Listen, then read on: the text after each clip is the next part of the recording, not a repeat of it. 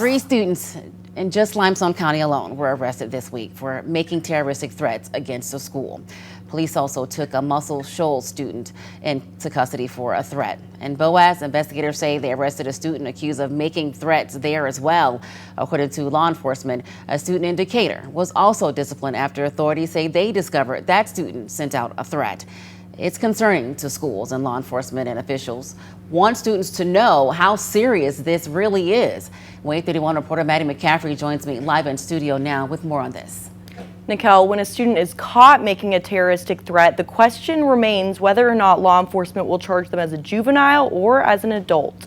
And it's completely up to the district attorney or law enforcement to determine if whether or not a student who makes a threat is charged as a juvenile or as an adult. And factors that weigh into this include things like how serious was the threat and what was the nature of the threat, plus answering the question on if the student has past offenses. Now, attorney Mark McDaniel, he shared the serious nature of these threats. Prosecutors are taking it more serious, judges are taking it more serious, defense lawyers are taking it more serious.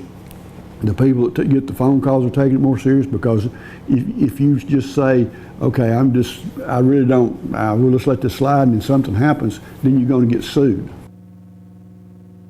Both law enforcement and school officials agree that parents need to be having honest conversations with their children, namely about how serious making a threat against a school is, and if a student ever hears anything about one, then to speak up immediately.